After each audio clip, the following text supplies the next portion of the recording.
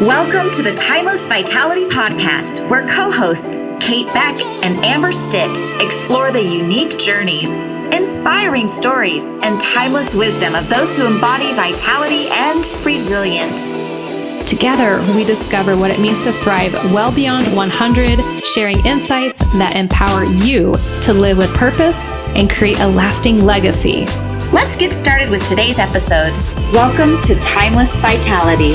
My name is Kate Beck, and I'm your host today. Joining me is Amber Stitt for co-host. So happy to be here. And today we have the pleasure of Alice Tang, speaker, podcaster. Alice, welcome. Hi, everyone. Hi, Amber and Kate. Happy to be here. We're happy to have you. So Alice, please share a little bit about yourself and what inspired women's $1 million conversations. Okay. So I'll start with when I was born in 1960s. Well, it takes 3 years to finish this story. No.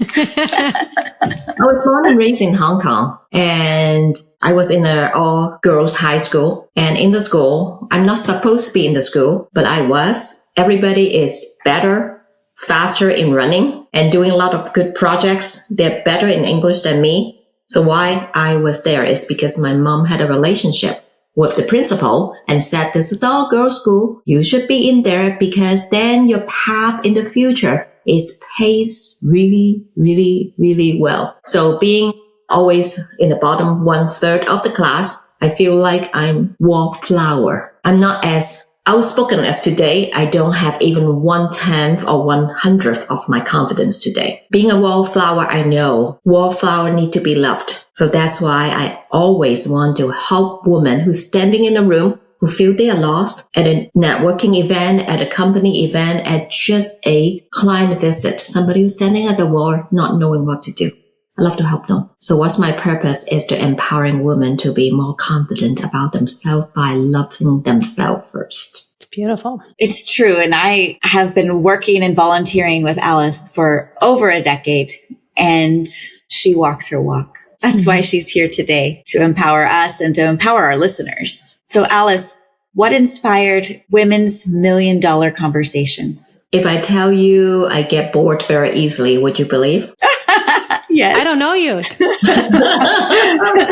Me too. Yeah. So in the pandemic, we all work from home. I got bored really easily because, gosh, I don't need to drive. Everything can be finished so soon because you don't need to drive, see client. Nobody wants to see me. So I happened to Google. I said, what am I going to Google learn about today? And I Google $1 million household in United States. Now I'm an immigrant. American is a rich country, probably the top one wealthiest country in the world when I immigrated 30 years ago. So I'm expecting a number like 30%, 50%. Of course, I'm not Pollyanna, right? Everybody is $1 million.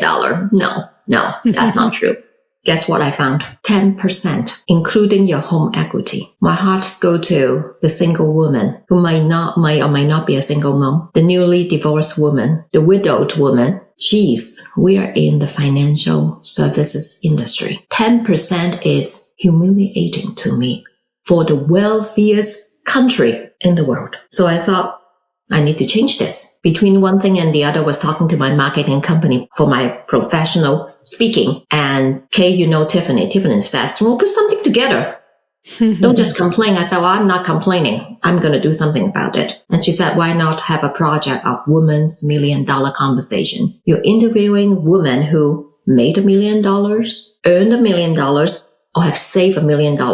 Everyone have a different trajectory and number of years that they get to that first goal. And we all know that in the financial industry, Amber and Kay, getting to your first is the most difficult one. It might take you 5 years, 15 years. Hopefully it's not 50 years. But from 1 million to 2 million is not even half the work because your mind is stronger. You know you can do it. So that's to that extent to answer a long answer to a short question. I love it. And it brings awareness too. Awareness to that it is possible. And if it feels like it's impossible, finding professionals and surrounding yourself with people to say, hey, how do I make the next best choice? That's right. I like to add to what Kay said. First, change your mind, change your vision, change your lens. So what you see is different. So a lot of the work that Amber, Kay, and Alice do is to help people to see what's possible. Once they believe it's like a switch. I really can. So that's why the $1 Million Conversation provide a lot of role models. So for example, Kay, if you're on our show or podcast, somebody can relate to you really well, but they can't relate to me. Then we have Amber coming on board. Somebody can relate to Amber, can never relate to Kay, can never relate to Alice, can never relate to Nina or Laura. So if we have enough role models that people can see, I look like her. If she can do it, immigrant, broken English, she can still do it. Why not me? That's the message. I love it. Why not me? Why not all of us? And bring a friend, right? Yes, exactly. Why not me and bring 3 friends? Okay. 3 new members to the $1 Million Club. So Kate, this sounds a lot like how we just form our tribes and we try to figure out grouping together who's going to live with us, having financial freedom and living long lives together. So Alice, do you think that there's an age that this can happen, or is it any age that we can make this happen for ourselves? I like to say that it takes a little hard work unless you're born with $1 million, like a silver spoon or diamond spoon in your mouth, right? It takes some time. That's why one of the questions I ask is, how long does it take for you to get to your million? So I have people who said 3 years.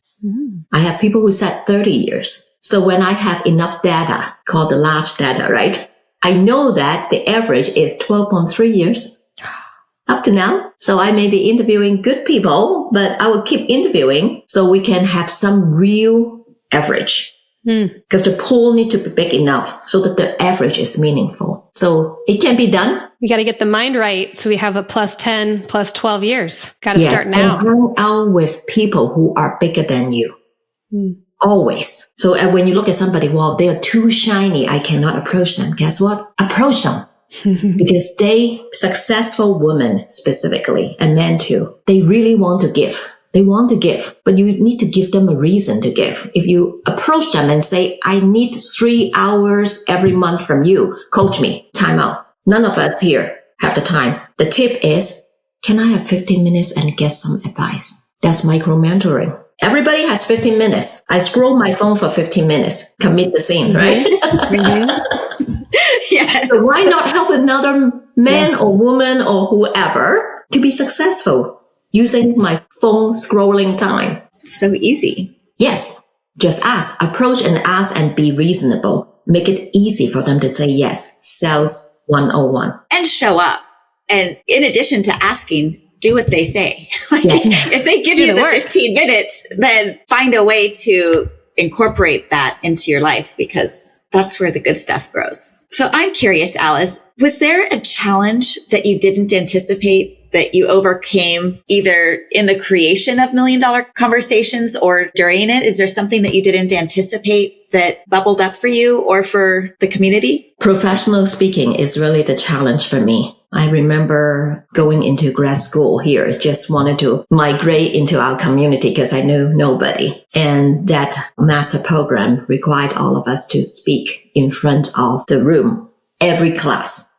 I was not equipped with that speaking ability. So I had really busy PowerPoint, as you both do PowerPoints. I'm reading off my PowerPoint. We've all done it. And my heart was pounding like it's jumping out of my body and want to find a place to land. So that's no fun. So I made the decision to just master it. Said, I'm not going to be afraid of it. Bring it on.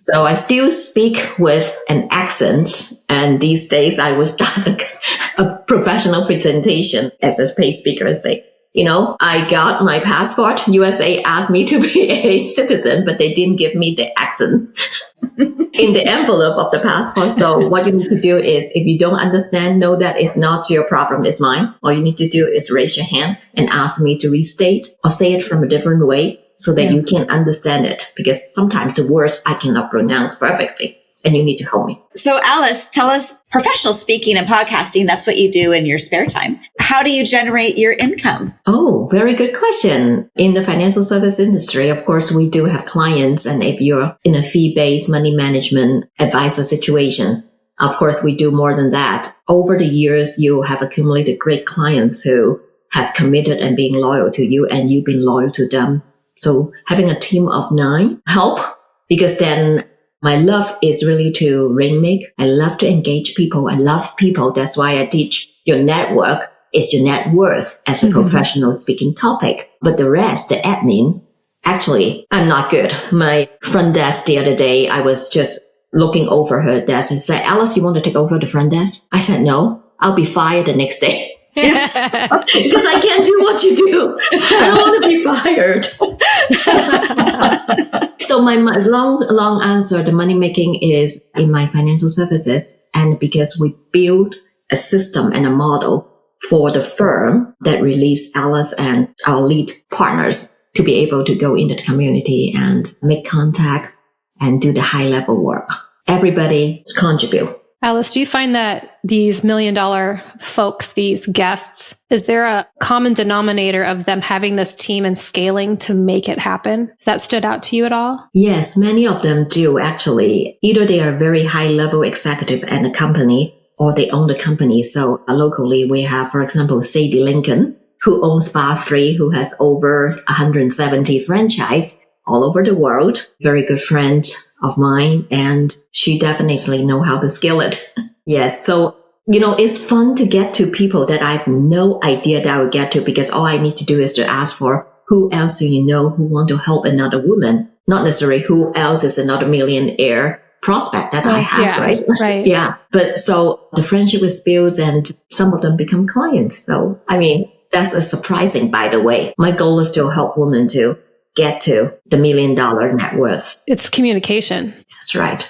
Yeah. That's right. I thought there is one question that you guys plan to ask. So I'm going to ask myself, what makes someone timeless? To me, is really always believe in yourself, feeling that you are enough. Because none of the financial confidence or anything, they are second layer. The first layer is if you don't have self-love and you don't feel enough, it doesn't matter. Look at the stock market dropped since the first of the month. So we have less money, all of us here. Does it make us feel less value? No. What if my husband pack and go? Does it make me feel less value? Maybe for a little bit, for a little while. But I know I have value. It's just the wrong match. But he's staying. He's celebrating 33 years. Sorry. I shouldn't use that example.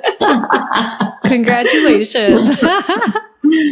I love it. Well, thank you. Thank you so much, Alice, for sharing your timeless journey with us and for empowering women to know that they too can join and have a seat at the $1 million table. And it may not be today with data that we can see that in 12 years, it is possible. Starting today, start asking questions and have the courage in yourself and the courage to ask for that 15-minute meeting with someone who inspires you to shine bright. Thank you, Alice. That's right. Everybody know that the top is flat. You don't need to kick somebody off the ladder to get there. There's a lot of space. Ooh. So for those of us who have arrived or somewhat arrived, let's send back the elevator. Love that. So all these little pearls of wisdom, pearls. She's got the pearls, Alice. I know. Got the pearls. I love it. How do people find you to get to know you and get to know your amazing network? If you go to AskAliceTang.com, you'll see my website on the professional speaking side. If you want to find me, it's Alice at